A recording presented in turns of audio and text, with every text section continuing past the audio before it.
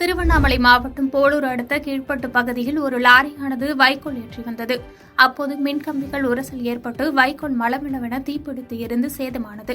இதுகுறித்து பொதுமக்கள் அளித்த தகவலின் அடிப்படையில் சம்பவ இடத்திற்கு வந்த போலூர் தீயணைப்பு வீரர்கள் பொதுமக்கள் உதவியுடன் வைக்கோலில் பற்றி எறிந்த தீயினை அணைக்கும் பணியில் ஈடுபட்டனர். இதனால் அப்பகுதியில் புகை மூட்டத்துடன் காணப்பட்டன. மேலும் மின்கம்பிகள் தாழ்வாக இருந்ததாகவும் லாரி ஓட்டுநர் மூவேந்தன் கவனக்குறைவாலும் இந்த விபத்து நேரிட்டதாக தெரிகிறது.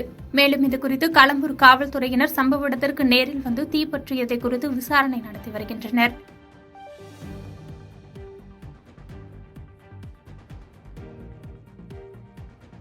பாதகம் செய்பவரை கண்டால் நாம் பயங்கொள்ளலாகாது பாப்பா. மோதி மிதித்து விடு பாப்பா, அவர் முகத்தில் உமிழ்ந்து விடு பாப்பா. அண்மை செய்திகளை உடனுக்குடன் தெரிந்து கொள்ள இணைந்திருங்கள் இயம்நாடு தொலைக்காட்சியுடன்.